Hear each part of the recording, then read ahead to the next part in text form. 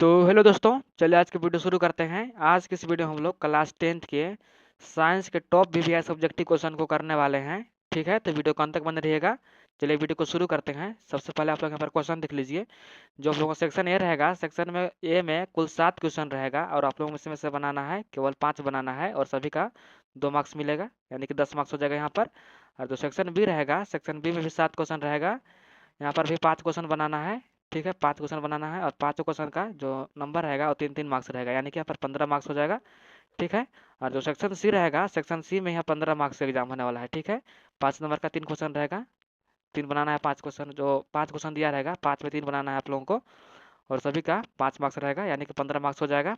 ठीक है, तो चलिए इस वीडियो शुरू करते हैं। क्वेश्चन देख लीजिए सबसे पहले आप लोग। इसका जो आंसर है यहाँ पर देख लीजिए। सबसे पहले क्वेश्चन यहाँ पर क्वेश्चन 1 का आंसर है। इसको थोड़ा सा जूम करते हैं। ठीक है,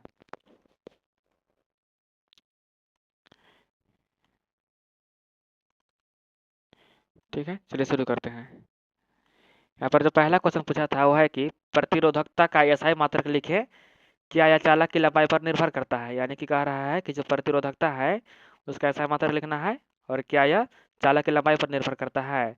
तो जो प्रतिरोधकता का एसआई मात्रक होता है वो ओम मीटर होता है। क्या होता है? ओम मीटर होता है। ठीक है, और ये जो प्रतिरोधकता चालक की लंबाई पर निर्भर नहीं करता है। ठीक है, जो प्रतिरोधकता होता है वो चालक की लंबाई पर नहीं निर्भर करता है, यह केवल पदार्थ के स्वभाव और तापमान पर निर्भर करता है। यानी कि पदार्थ के जो स्वभाव है उस पर और तापमान पर निर्भर करता है प्रतिरोधकता। ठीक है, ठीक है, चलिए चलते हैं क्वेश्चन नंबर 2 की ओर। क्वेश्चन नंबर 2 यहाँ पर है कि घरेलू विद्युत विद्युत परिपथ में स्रोतों के साथ समांतर क्रम में विद्युत उपकरणों को जोड़ने के 2 लाभ लिखिए। यानी कि जो घरेलू विद्युत परिपथ होता है उसमें जो समांतर क्रम में हम लोग जोड़ते हैं उसका 2 लाभ पूछ रहा है। ठीक है, तो आप लोग जानते होंगे जो समांतर क्रम होता है वैसे जोड़ते हैं।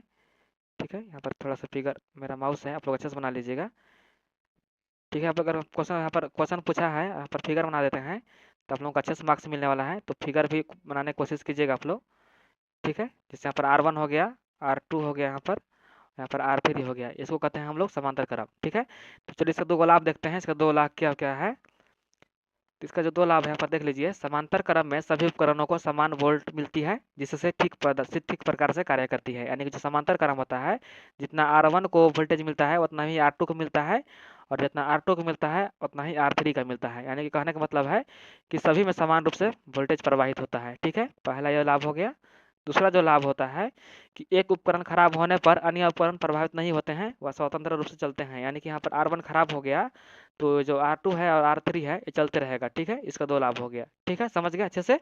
चलिए आगे चलते हैं क्वेश्चन नंबर 3 की ओर। क्वेश्चन नंबर 3 यहाँ पर है कि 2 ऐसे धातुओं का नाम बताइए जिन्हें हथेली पर रखते ही वे पिघल जाते हैं। यहाँ पर 2 धातु का नाम पूछता है जिसका गलनांक बहुत कम है। तो गैलियम हो गया और सीजियम हो गया। ठीक है, 2 को लिख दीजिएगा आप लोग यहाँ पर। ये धातु में है कम तापमान पर पिघल जाती है। यानी कि जो गैलियम है और सीजियम है ये बहुत कम तापमान पर पिघल जाता है। यानी कि हथेली का जो उष्मा होता है, थोड़ा थोड़ा हाथ गर्म होता है, उससे भी पिघल जाता है। ठीक है, यहाँ पर इसको याद कर लीजिएगा। धातु पूछा है तो गैलियम हो जाएगा और सीजियम हो जाएगा। चलिए, पर क्वेश्चन नंबर 4 है कि निम्नलिखित में से कौन से यौगिक संकलन प्रक्रिया को दर्शाते हैं। ठीक है, तो यहाँ पर जो संकलन प्रक्रिया है किसे कहते हैं। तो जो डबल बॉन्ड या 3 बॉन्ड बनाते हैं उसको संकलन प्रक्रिया कहते हैं। ठीक है, तो यहाँ पर सभी को देखते हैं बारी बारी करके। यहाँ पर सबसे पहले C2H6 है, तो C2H6 का सबसे पहले हम लोग फिगर बनाते हैं। तो C2H6 का जो फिगर है वो इस प्रकार होता है। ठीक है, 2 C हो गया और दोनों में 3-3 H होता है। यहाँ पर H3 हो गया, 3 H यहाँ हुआ और 3 H इसमें हो जाएगा।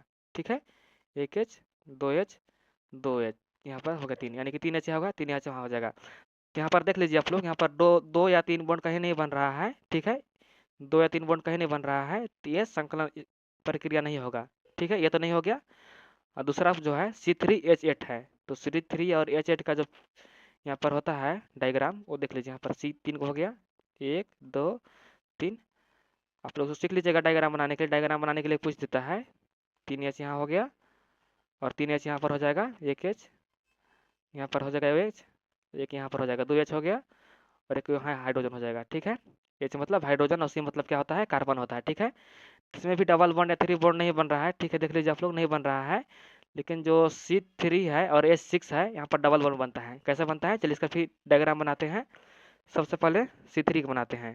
तो C 3 हो गया, 1 2 3, और ये जो C होता है यहाँ पर डबल बॉन्ड होता है, यहाँ पर सिंगल बॉन्ड होता है, ठीक है। और यहाँ पर कितना H कह रहा है, 6 हाइड्रोजन बिठाना है, ठीक है। तो यहाँ पर 3 हाइड्रोजन यहाँ पर हो जाएगा, 1 हाइड्रोजन हो गया, 2 हाइड्रोजन यहाँ हो गया और 1 यहाँ हाइड्रोजन हो गया, ठीक है, यानी कि 3 हाइड्रोजन हो गया, ठीक है। और हाइड्रोजन यहाँ पर हो जाएगा 4 हो गया और 1 हाइड्रोजन यहाँ पर रहेगा, ठीक है। यहाँ पर 2 हाइड्रोजन क्यों नहीं लग रहा है, क्योंकि यहाँ पर डबल बॉन्ड है और एक कार्बन में 4 ही यहाँ पर 3 ही जो है हाइड्रोजन जुड़ पाते हैं। तो यहाँ पर डबल बॉन्ड 1 हो गया, एक 2 बॉन्ड हो गया और यहाँ पर एक 3 बॉन्ड हो गया, ठीक है। तो यहाँ पर 2 हाइड्रोजन नहीं जुटेगा, ठीक है। यहाँ पर डबल बॉन्ड बन रहा है।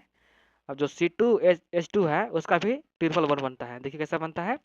तो जो C2 है ये हो गया, इस पर ट्रिपल बॉन्ड रहता है, ट्रिपल बॉन्ड बनता है और साइड साइड में इसका एक H होता है, ठीक है। तो जो C2H2 का जो फिगर है इस प्रकार होता है। तो यहाँ पर देख लीजिए, यहाँ पर ट्रिपल बॉन्ड बन रहा है, यहाँ पर डबल बॉन्ड बन रहा है, ठीक है। तो इसी को कहते हैं संकलन अभिक्रिया, समझ गए अच्छे से। और यह जो C2 और H6 है और C3H8 है, यहाँ पर सिंगल बॉन्ड रहता है, इसी कारण से संकलन अभिक्रिया नहीं कहलाता है। तो आप लोग ऐसा क्वेश्चन आएगा कोई भी, तो आप लोग अच्छे से बना लीजिएगा, पहले जांच कीजिएगा कि कौन कौन में बन रहा है, किसी में नहीं बन रहा है, ठीक है। यहाँ पर देख लीजिए, ये संतुलित हाइड्रोकार्बन है जिनमें दोहरा या तिहरा बंध बनता है, यानी कि जो C3H6 है इसमें डबल बॉन्ड और C2H2 में ट्रिपल बॉन्ड बन रहा है, इसी कारण से संकलन अभिक्रिया है, ठीक है, समझ गए। आगे चलते हैं, क्वेश्चन नंबर 5 है कि आनुवंशिकता से आप क्या समझते हैं, ठीक है। तो आनुवंशिकता का अर्थ है, आनुवंशिकता वह अभिक्रिया है जिसमें माता पिता के गुण उनके संतान में स्थानांतरित होता है, यानी कि कहने का मतलब है कि आनुवंशिकता का जो मतलब है कि मान लीजिए कोई भी गुण हो गया वो अपने माता पिता से उसके संतान में जाता है, यानी कि माता पिता से कुछ कुछ जो गुण है आप लोगों को आया होगा अपने माता पिता से, उसी को कहते हैं आनुवंशिकता कहते हैं, ठीक है। और यदि आप पूछेगा कि आनुवंशिकता का जन्म किसे कहते हैं, तो मेंडल को कहते हैं, ठीक है, इसको भी याद कर लीजिएगा, आनुवंशिकता का जन्म मेंडल को कहते हैं। अगला चलते हैं, क्वेश्चन नंबर 6 है कि ओजोन परत की क्षति के लिए कौन से रासायनिक पदार्थ उत्तरदायी हैं, यानी कि कह रहा है कि जो ओजोन परत क्षति हो रहा है ओजोन परत को, वो किस रासायनिक पदार्थ के कारण क्षति हो रहा है। तो सबसे जो उसका मुख्य कारण है वो CFC गैस के कारण, ठीक है। किसके कारण, CFC गैस जो है वो फ्रिज से निकलता है अत्यधिक मात्रा में, और वह जो गैस निकलता है वो ओजोन परत को क्षति पहुंचा रहा है, ठीक है। चलिए आगे चलते हैं, क्वेश्चन नंबर 7 है कि उपार्जित लक्षण किसे कहते हैं, ठीक है। यहाँ पर पूछा था आनुवांशिक लक्षण, यहाँ पर क्वेश्चन नंबर 5 में अब यहाँ पर पूछ रहा है कि उपार्जित लक्षण किसे कहते हैं।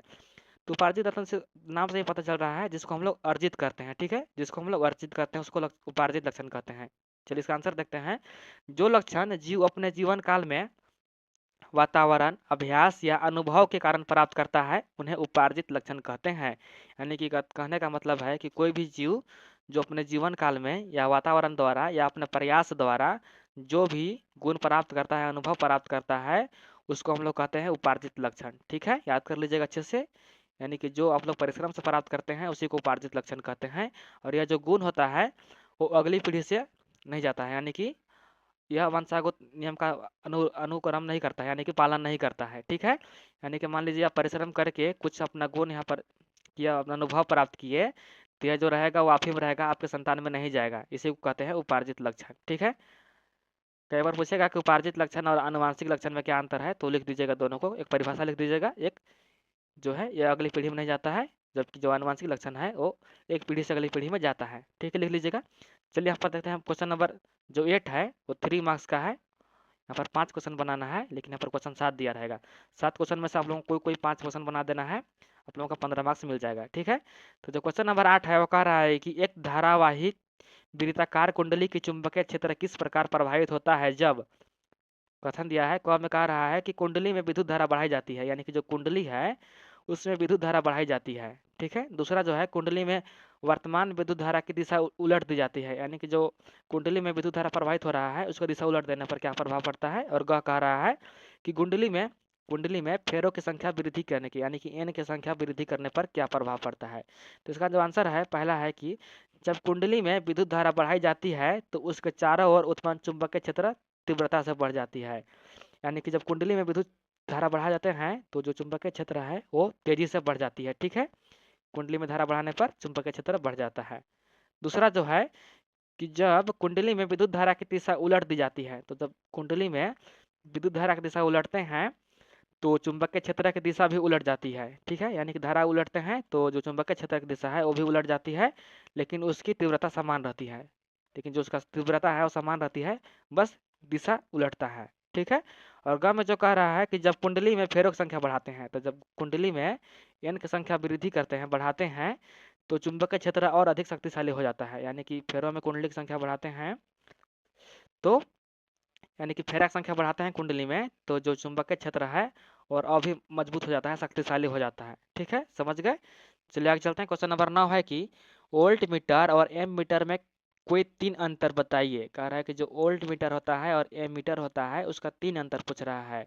तो सबसे पहले जो है मापने जाने वाली राशि के आधार पर, ठीक है, यानी कि मापने के आधार पर जो वोल्ट मीटर है वो विभवांतर मापता है, जबकि एम मीटर विद्युत धारा मापता है। यानी कि कहने का मतलब है कि जो वोल्ट मीटर होता है वो विभवांतर मापता है, भी मापता है, लेकिन जो एम मीटर होता है वो विद्युत धारा यानी कि आई मापता है।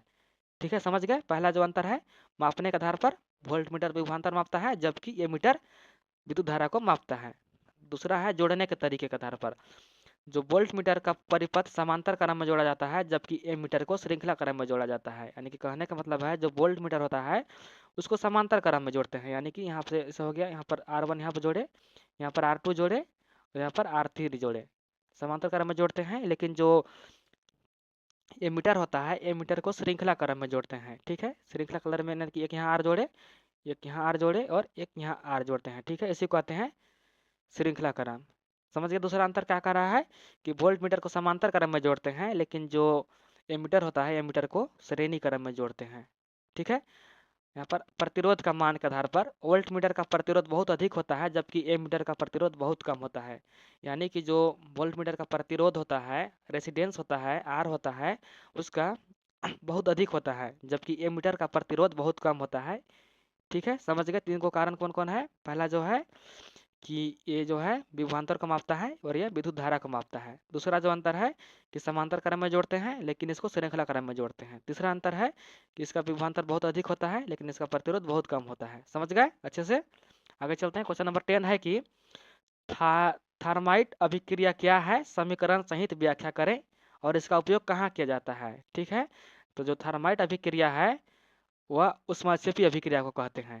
यानी कि जो ऊष्माक्षेपी अभिक्रिया है जिसमें ऊष्मा का क्षेप यानी कि ऊष्मा का ह्रास होता है उसी को थर्माइट अभिक्रिया कहते हैं। जिसमें एल्युमिनियम धातु किसी धातु के ऑक्साइड को अपचयित करके शुद्ध धातु बनाती है और अधिक ऊष्मा उत्पन्न करती है, उसी को कहते हैं हम लोग थर्माइट अभिक्रिया। समझ गए। इसका समीकरण है F ferrous 2O3 plus 2 aluminium plus Al2O3 plus में 2Fe प्लस में ऊष्मा उत्पन्न कर रहा है, इसी को कहते हैं हम लोग थर्माइट अभिक्रिया।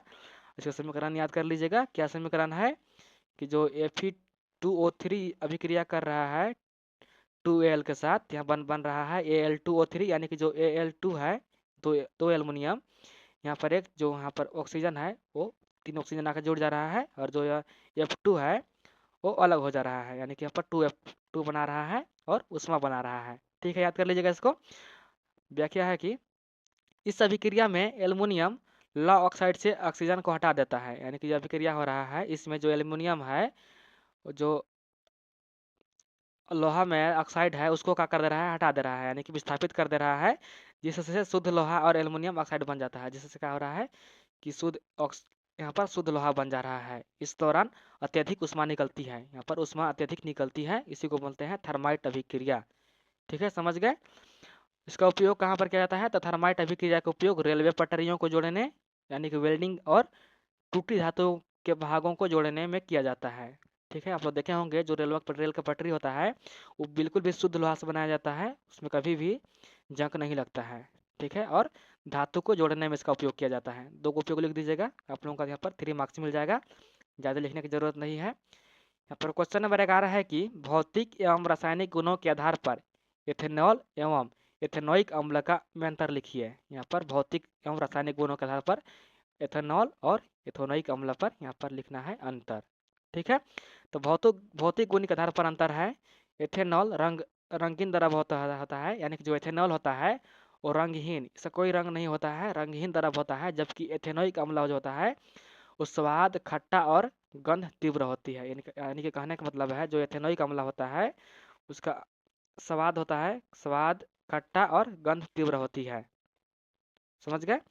दूसरा जो अंतर है, एथेनॉल जल के साथ पूर्णतः मिश्रित हो जाता है, यानी कि जो एथेनॉल होता है वो जल के साथ अच्छी तरह से मिल जाता है, लेकिन एथेनॉइक अम्ल जो होता है वो जल में घुलनशील होता है पर उसका स्वाद अम्लीय होता है। जल में तो घुलता है लेकिन इसका जो स्वाद होता है वो बिल्कुल खट्टा होता है, अम्लीय होता है।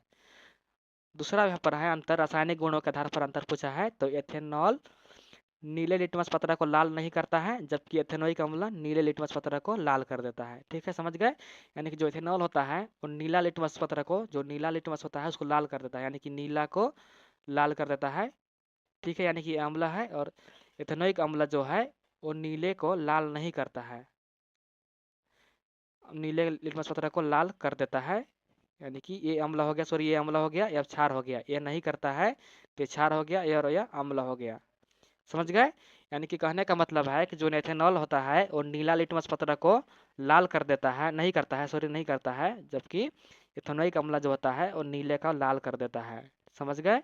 चलते हैं आगे। क्वेश्चन नंबर 12 कह रहा है कि वे कौन से तरीके हैं जिनके द्वारा एक विशेष लक्षण वाले जीवों की संख्या समष्टि में बढ़ जाती है।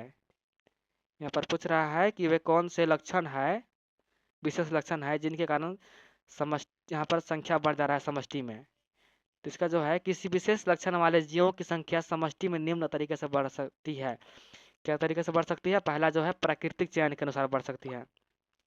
ठीक है, यानी कि प्राकृतिक चयन के आधार पर जिन जीवों में अनुकूल लक्षण होते हैं वे अधिक समय तक जीवित रहते हैं और अधिक संतान उत्पन्न करते हैं। ठीक है, जो जीन होता है जीवों में अनुकूल लक्षण है और यह अत्यधिक समय तक रहता है और अधिक संख्या उत्पन्न करता है। दूसरा जो है प्रजनन द्वारा वंशानुक्रम, यानी कि विशेष लक्षण माता पिता से संतानों में पहुंचते हैं जिससे ऐसे जीवों की संख्या बढ़ती है। ठीक है।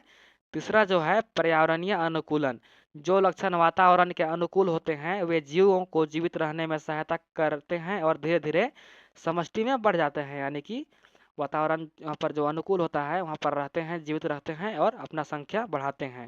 ये 3 कारण हो गया। पहला कारण है प्राकृतिक चयन के आधार पर, दूसरा प्रजनन के द्वारा होता है और तीसरा होता है पर्यावरणीय अनुकूलन के द्वारा। ठीक है, आगे चलते हैं। क्वेश्चन नंबर 13 है कि यदि हमारे द्वारा उत्पादित सारा कचरा जैव निम्नीकरण हो तो क्या इनको हमारे पर्यावरण पर कोई प्रभाव नहीं होगा? समझाइए। तो चलिए इसका आंसर देखते हैं। नहीं, यदि सारा कचरा जैव निम्नीकरणीय भी हो तब ही इसका पर्यावरण पर प्रभाव नहीं होगा। क्यों नहीं होगा? अधिक मात्रा में जैव निम्नीकरण कचरा होने से मिट्टी, जल और वायु प्रदूषण बढ़ जाता है। यानी कि अधिक मात्रा में जो जैव निम्नीकरण कचरा होता है उसके कारण जल और वायु प्रदूषण बढ़ जाता है। दूसरा, कचरे के सड़ने पर दुर्गंध और हानिकारक गैस उत्पन्न होते हैं जो पर्यावरण को नुकसान पहुंचाते हैं। यानी कि जो कचरा होता है, कचरा को सड़ने पर दुर्गंध और हानिकारक गैस उत्पन्न होते हैं जिसके कारण पर्यावरण को नुकसान पहुंचाते हैं।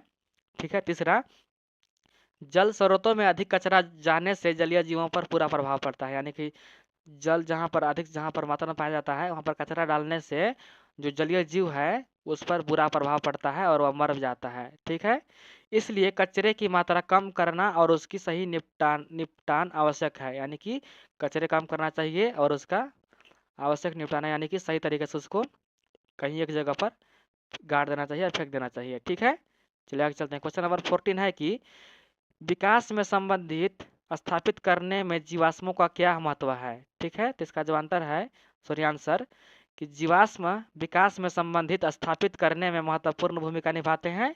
पहला जो है, जीवाश्मों से हमें प्राचीन जीवों की संरचना की जानकारी मिलती है। ठीक है, जो जीवाश्म होता है उससे हमें प्राचीन जीवों की संरचना मिलती है। ठीक है, जानकारी मिलती है।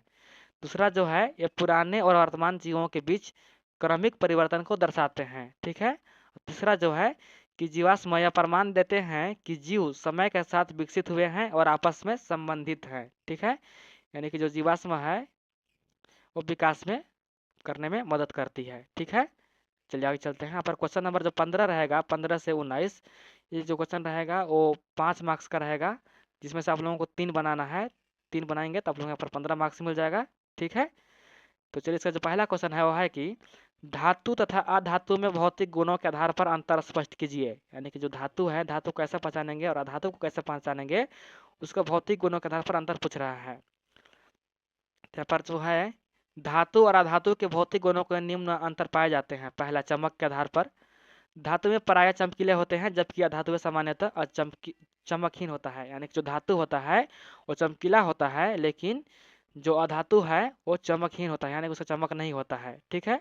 दूसरा, नम्यता यानी कि पीटने की क्षमता पर धातु में पीटकर पतली चादर बनाई जा सकती है, जबकि अधातु में भंगुर होती हैं और चादर नहीं बनाई जाती है। यानी कि कहने का मतलब है, जो धातु होता है, धातु को हम लोग पीट कर उसको पतला बना सकते हैं, लेकिन अधातु को पीट कर पतला नहीं बनाया जा सकता है। तीसरा जो है तन्यता, यानी कि खींचने की क्षमता के आधार पर धातु को खींच कर तार बनाया जा सकता है, जबकि अधातुओं को तार नहीं बनाया जा सकता है। यानी कि जो धातु है, धातु को हम लोग खींच कर तार बना सकते हैं, जो कॉपर हो गया, ठीक है, एल्युमिनियम हो गया, सब धातु है, इसको खींच कर हम तार बना सकते हैं, लेकिन जो अधातु है उसको खींचा या पीटा नहीं जा सकता है, यानी कि खींच कर पतला या चादर नहीं बनाया जा सकता है। चौथा जो अंतर है वो है कि विद्युत एवं ऊष्मा चालक। धातु में ऊष्मा और विद्युत की अच्छी चालक होती हैं। जो धातु होता है उसमें ऊष्मा और करंट अच्छी तरह से प्रवाहित होता है, लेकिन अधातु जो है वो कुचालक होता है। ठीक है, उसमें विद्युत न प्रवाहित होगा न तापमान प्रवाहित, यानी कि ऊष्मा प्रवाहित होगा। पांचवा जो है ध्वनिता। धातुओं को ठोकने पर वे मधुर ध्वनि उत्पन्न करते हैं, जबकि अधातु यह गुण नहीं होता है। ठीक है, यानी जो धातु होता है, धातु को पीटिएगा आप तो उसमें मधुर ध्वनि उत्पन्न होता है। ठीक है, लेकिन जो अधातु होता है उसमें यह गुण नहीं पाया जाता है। ठीक है, समझ गए। चलते हैं आगे। क्वेश्चन नंबर 16 है कि समजात एवं समरूप अंगों के उदाहरण देकर समझाइए। यानी कि समजात अंग किसे कहते हैं, होमोलोजस एवं एनालोजस किसे कहते हैं, उसको उदाहरण सहित समझाना है। पहला जो यहाँ पर देखिए, समजात अंग का जो परिभाषा है, वे अंग जिनकी आंतरिक संरचना और उत्पत्ति समान होती है लेकिन उनके कार्य अलग अलग होते हैं, समजात अंग कहलाते हैं। ठीक है, यानी कि वे अंग जिनकी संरचना और उत्पत्ति समान होता है, ठीक है, समान होता है, लेकिन उसका जो है कार्य अलग अलग होते हैं। ये अंग समान पूर्वजों से विकसित को दर्शाते हैं। ये अंग जो है समान पूर्वज से विकास को दर्शाते हैं। इसका उदाहरण है मनुष्य के हाथ और घोड़े का पैर। ठीक है, मनुष्य का हाथ का जो संरचना होता है और घोड़े का पैर का जो संरचना होता है वो बिल्कुल समान होता है, लेकिन इसका जो कार्य है वो अलग अलग होते हैं। दूसरा जो उदाहरण है वेल का पंख और चमगादड़ का पंख। जो वेल का पंख होता है और चमगादड़ का पंख, उसका भी संरचना एक होता है, लेकिन इन सभी का कार्य अलग अलग है। उसी को हम लोग बोलते हैं समजात अंग। ठीक है, इन सभी के आंतरिक हड्डियों की बनावट समान होती है, लेकिन इनके कार्य अलग अलग होते हैं। इसका जो महत्व है, समजात अंग विकासात्मक संबंध को दर्शाते हैं। ठीक है, यानी कि एवोल्यूशनरी रिलेशनशिप को दर्शाता है। जो समजात अंग है वो इवोल्यूशनरी और रिलेशनशिप को दर्शाता है। यहाँ पर दूसरा जो है समरूप अंग, वे अंग जिनके कार्य समान होते हैं लेकिन उनकी आंतरिक संरचना और उत्पत्ति अलग अलग होती है। यानी कि यहाँ पर उसका उल्टा हो गया। यहाँ पर जो संरचना है, सॉरी, यहाँ पर कार्य जो है कार्य समान रहेगा, लेकिन उसका जो संरचना है वो अलग अलग रहेगा। ठीक है, समरूप अंग इसको कहते हैं। ये अंग समान पूर्वजों को नहीं दर्शाते हैं। ये अंग होता है वो समान पूर्वजों को नहीं दर्शाता है, जबकि जो समजात अंग है वो समान पूर्वजों को दर्शाता है। इसका जो उदाहरण है तितली के पंख और पंछी का पंख। तितली का पंख और जो पक्षी का पंख होता है, दोनों का कार्य समान होता है, लेकिन इसका बनावट अलग अलग होता है। दोनों उसका जो पंख है वो उड़ने के लिए प्रयोग करते हैं, लेकिन इसका जो बनावट है, हड्डियों की संरचना है, वो अलग अलग होता है। ठीक है, यहाँ पर कहा है दोनों का कार्य उड़ना है, लेकिन उनकी संरचना और उत्पत्ति अलग अलग होती है। ठीक है, इन दोनों का जो कार्य है वो उड़ने के लिए प्रयोग करते हैं, लेकिन इसका संरचना, ठीक है, अलग अलग होती है। इसका महत्व है समरूप अंग अनुकूलन, ठीक है, को दर्शाते हैं, न कि समान पूर्वजों को। यह अनुकूलन को दर्शाते हैं। ठीक है, याद कर लीजिएगा, एडॉप्शन को दर्शाते हैं, न कि ये समान पूर्वजों को। ठीक है, चलिए आगे चलते हैं। क्वेश्चन नंबर 17 है कि कचरा प्रबंधन से आप क्या समझते हैं। आप कचरा निपटान की समस्या कम करने में योगदान दे सकते हैं, किन्हीं 3 तरीकों का वर्णन कीजिए। ठीक है, यानी कि कचरा प्रबंधन क्या है, इसको आप कैसे निपटारा कर सकते हैं, निपटान कर सकते हैं, इसका 3 को तरीका पूछ रहा है। चलिए आंसर देखते हैं।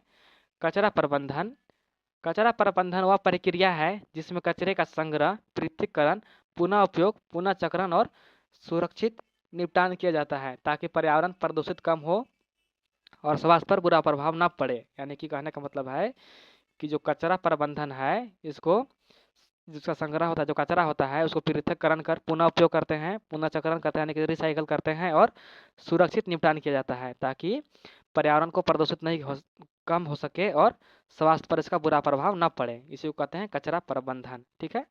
दूसरा जो पूछ रहा है कि कचरा निपटान की समस्या कम करने में हमारा योगदान, 3 को पूछा है। तो कचरा निपटान की समस्या कम करने में हम निम्न तरीकों का योगदान दे सकते हैं। कौन कौन? कचरे का पृथक्करण करके, यानी कि घर में कचरे को जैव निम्नीकरण और अजैव निम्नीकरण भागों में अलग अलग रखना चाहिए। यानी कि कहने का मतलब है कि जो मिट्टी में मिल जाता है उसको अलग, और जो मिट्टी में नहीं मिलता है उसको अलग करके कचरा का रखना चाहिए। ठीक है। दूसरा जो है पुनः उपयोग और पुनः चक्रण, यानी कि रीयूज रिसाइकल। प्लास्टिक, कागज, कांच और धातु जैसी वस्तुओं को दोबारा उपयोग और पुनः चक्रण करना चाहिए। यानी कि जो प्लास्टिक हो गया, कागज हो गया, कांच हो गया, धातु हो गया, ये सभी को दोबारा उपयोगी बनाना चाहिए। ठीक है। तीसरा जो है कचरा कम करना, यानी कि रिड्यूज। ठीक है। अनावश्यक वस्तुओं का उपयोग कम करना, कपड़े के थैले अपनाना और एकल उपयोग प्लास्टिक से बचना चाहिए। यानी कि कहने का मतलब है कि जिस चीज़ को हमें ज़रूरत नहीं है उसको नहीं उपयोग करना चाहिए, कचरा नहीं फैलाना चाहिए। हमें किसी भी सामान को खरीदने के लिए कपड़े का जो थैला होता है उसका प्रयोग करना चाहिए। जो कपड़े का थैला होता है वो मिट्टी में अच्छे तरह से मिल जाता है, लेकिन जो प्लास्टिक का थैला होता है वो मिट्टी में नहीं मिलता है। ठीक है। तो इसीलिए हम लोग को कपड़े का थैला उपयोग करना चाहिए। यहाँ पर क्वेश्चन नंबर 18 है कि घरेलू परिस्थितियों में बिजली के खतरे पैदा करने वाले किन्हीं 2 स्थितियों की व्याख्या कीजिए। दूसरा जो है इलेक्ट्रॉन मोटर और जनरेटर के बीच 2 प्रमुख अंतर सारणीबद्ध कीजिए। यानी कि जो कह रहा है कि घरेलू परिपथ होता है वो कैसे खतरा पैदा करता है, किन्हीं 2 स्थिति को व्याख्या करना है। 2 स्थिति को, पहला जो है घरेलू स्थिति, घरेलू परिपथों में बिजली की खतरे पैदा करने वाले स्थितियाँ। पहला जो है शॉर्ट सर्किट, यानी कि जब परिपथ में लाइव तार और न्यूट्रल तार आपस में सीधे संपर्क में आ जाते हैं, यानी कि जो फेज होता है और न्यूट्रल होता है दोनों आपस में मिल जाएगा तो शॉर्ट सर्किट हो जाता है। तो बहुत अधिक धारा प्रवाहित होता है, इससे तार गर्म हो जाते हैं और आग लगने का खतरा पैदा हो जाता है।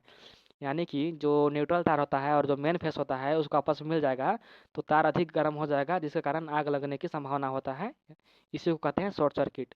दूसरा जो स्थितियां हैं वो है कि ओवरलोडिंग, यानी कि अत्यधिक भार। जब एक ही सर्किट पर अधिक शक्तिशाली विद्युत उपकरण जोड़ दिए जाते हैं तो परिपथ में आवश्यकता से अधिक धारा बहने लगती है, इससे तार पिघल सकते हैं और दुर्घटना हो सकती है। यानी कि कहने का मतलब है कि यहाँ पर मान लीजिए यहाँ पर 1 mm का तार है, उसमें आप लोग यहाँ पर 4 टन का एसी चला रहे हैं 2 ठो, तो जो तार होता है वो तार अधिक मात्रा में बिजली खींचने लगता है, जिसके कारण जो तार हो तार गर्म होने लगता है, तार गर्म होकर धीरे धीरे पिघलने लगता है, जिस कारण से दुर्घटना हो सकती है। ठीक है। ये 2 स्थिति था, ओवरलोडिंग हो गया और दूसरा जो था शॉर्ट सर्किट। यहाँ पर ख में पूछा है कि इलेक्ट्रिक मोटर और जनरेटर के बीच अंतर पूछ रहा है। यानी कि जो इलेक्ट्रिक मोटर होता है उसको और जनरेटर के बीच क्या अंतर होता है। पहला जो है काम के आधार पर, ठीक है, काम के आधार पर अंतर है कि इलेक्ट्रिक मोटर जो होता है बिजली को लेकर मशीन चलाती है। ठीक है। इलेक्ट्रिक जो मोटर होता है वो बिजली को लेकर मोटर चलाती है, लेकिन जनरेटर जो होता है वो मशीन घुमाकर बिजली बनाती है। ठीक है। पहला जो अंतर है कि यह बिजली बनाती है लेकिन यह बिजली उपयोग करके अपना मशीन चलाती है। ठीक है। दूसरा जो है ऊर्जा परिवर्तन के आधार पर, यानी कि जो मोटर विद्युत ऊर्जा है यांत्रिक ऊर्जा में बदलती है। यानी कि जो विद्युत है विद्युत को यांत्रिक ऊर्जा में बदलती है, लेकिन यह यांत्रिक को विद्युत ऊर्जा में बदलती है। कहने का मतलब है कि जो मोटर होता है वो विद्युत ऊर्जा को यांत्रिक ऊर्जा में बदल देता है। जैसे कि उदाहरण के तौर पर मान लीजिए यहाँ पर पंखा जो है, पंखा विद्युत से चलता है, लेकिन जो हवा देता है हवा हो गया यांत्रिक ऊर्जा। ठीक है। कहने का मतलब है कि पंखा पर यहाँ पर करंट दे रहे हैं विद्युत ऊर्जा, लेकिन वह यांत्रिक ऊर्जा में परिवर्तन हो जा रहा है। ठीक है। दूसरा जो है यांत्रिक जो जनरेटर होता है वो यांत्रिक ऊर्जा को विद्युत ऊर्जा में परिवर्तन कर देता है। जैसे कि पवन चक्की हो गया, आप लोग देखे होंगे, ये घूमता है और बिजली उत्पन्न करता है, इसी को बोल लेते हैं जनरेटर, बोलते हैं जनरेटर का कार्य है। तीसरा जो है उपयोग के आधार पर, यानी कि मोटर का उपयोग पंखा, मिक्सर, पंप आदि होता है। यानी कि पंखा हो गया, मोटर हो गया, उपयोग हो गया, ये सारी चीज़ में उपयोग करते हैं, लेकिन जनरेटर का उपयोग बिजली बनाने में होता है। समझ गए। मोटर का जो प्रयोग होता है कहाँ होता है, बिजली बनाने में होता है, और ये सभी का बिजली खपत करने में उपयोग किया जाता है। यहाँ पर क्वेश्चन नंबर आखिरी 19 नंबर है कि दिए गए परिपथ आरेख में प्रतिरोधकों के मान क्रमशः 2 ओम, 4 ओम, 6 ओम है तथा इन्हें 6 वोल्ट की बैटरी से संयोजित किया गया है। यहाँ पर ये नंबर पूछ रहा है कि परिपथ का कुल प्रतिरोध ज्ञात करना है, यानी कि आर का मान कितना हो जाएगा। यहाँ पर आर का मान पूछ रहा है। दूसरा जो है परिपथ में प्रवाहित कुल विद्युत धारा, यानी कि आई यहाँ पर याद करना है, कुल धारा कितना हो जाएगा, टोटल धारा कितना हो जाएगा। और चौथा जो पूछ रहा है प्रत्येक प्रतिरोधक से प्रवाहित विद्युत धारा ज्ञात करना है, यानी कि जितना भी प्रतिरोध है उसमें से कितना धारा प्रवाहित हो रहा है उसको ज्ञात करना है। ठीक है, तो सबसे पहले आप लोग यहाँ पर देख लीजिए कि R बराबर एक फार्मूला होता है, R equal to R1 plus R2 पर प्लस है प्लस यहाँ पर R3 होता है। ठीक है, तो यहाँ पर R1 का मान कितना दिया हुआ है, तो R1 बराबर दिया है, R1 बराबर दिया है 2 ओम। ठीक है, R2 बराबर दिया है, कितना दिया है, 4 ओम दिया है। ठीक है, और R3 बराबर यहाँ पर 6 ओम दिया हुआ है। समझ गए। चलिए इसका आंसर निकालते हैं। सबसे पहले कि प्रतिरोधों का मान ज्ञात करना है, यानी कि R का मान ज्ञात करना है। तो यहाँ पर श्रेणी क्रम यानी कि सीरीज में जो जोड़ा हुआ है, श्रृंखला में जोड़ा हुआ है, तो यहाँ पर प्रतिरोध का जो कुल प्रतिरोध हो जाएगा, परिपथ का जो कुल प्रतिरोध यानी कि R का मान हो जाएगा, R का मान हो जाएगा R1 plus R2 plus R3 हो जाएगा। ठीक है, तो R1 का मान कितना हुआ है, R1 का मान यहाँ पर 2 है, R2 का मान 4 है और R3 का मान 6 है। सभी का मान यहाँ पर पुट करेंगे। R2 का जो मान है, R1 का मान 2 है, R2 का जो मान है वो 4 है और जो R3 का मान है वो 6 है। ठीक है, सभी को ऐड कर देंगे तो कितना हो जाएगा, 12 ओमेगा हो जाएगा। तो कुल प्रतिरोध जो हमारा निकल गया R इक्वल टू हो जाएगा हमारा 12 ओम।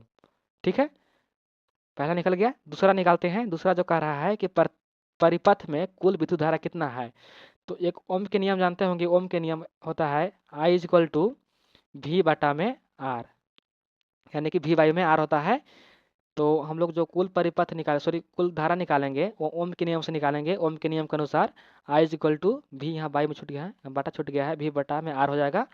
तो I बराबर V का मान कितना दिया हुआ है, आप लोग यहाँ पर देख लीजिए। जो V का मान दिया हुआ है 6 वोल्ट दिया है। कितना दिया है, 6 वोल्ट दिया हुआ है। तो हम लोग V का मान यहाँ पर पुट करेंगे। V का मान हो जाएगा यहाँ 6। ठीक है, और R का मान हो जाएगा 12। ठीक है, काटेंगे तो यहाँ पर हो जाएगा 0.5।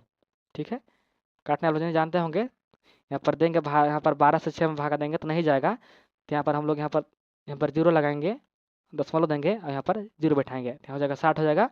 12 पचे कितना होता है, 60 होता है। तो 5 बार में गया, 12 पचे 60, यानी कि जो हमारा कुल विद्युत धारा हो गया I इक्वल टू हमारा हो गया 0.5 एम्पियर हो गया। ठीक है दोस्तों, यहाँ पर मेरा माउस है, आप लोग अच्छे से लिख लीजिएगा। मेरा माउस यहाँ पर आंसर बनाने के लिए नहीं बनता है, लिखने के लिए नहीं बनता है, तो आप लोग अच्छे से लिख लीजिएगा कॉपी पर।